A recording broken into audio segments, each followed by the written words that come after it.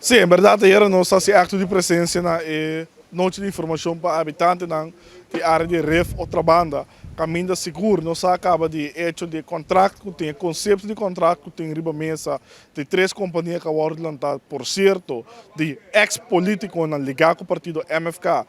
De caso aqui, para assinar por vai descer a área aqui, caminho da hora e lo usa. E caso de FKP que tem área de ref outra banda, para assinar por assinar área na tour explotando como parte do turístico, e significa passar aqui na fora de área. Aí eu vou ter de tour e desgosto, é mal contento com o timbo de comunidade aqui, pueblo aqui, pero também é notificação não bem, é señal não mira, ação não mira da todo lugar do barrio, e aí eu vou mirar claramente com mucha open a gente não grande e não cabem piba de outra banda com tem família não cabe dança de outra banda com a não tá clama e ora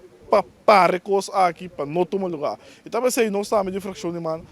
afirma para uma reunião de Comissão Central de Caminho evitar a gerência de FKP, evitar a ministra Cooper, porque é impossível mais. Com a situação assim aqui está tomando lugar, não é nossa aqui que está passando uma fundação de governo agora, abrir começa a promover casa e casa para o povo, abrir real estate agent que vai explotar a área turística. E também essa aqui netamente persona político ligar com o partido MFK. Então nós sabemos que essa aqui não está transparente, porque nós também é bom claro que está costa com o lugar já para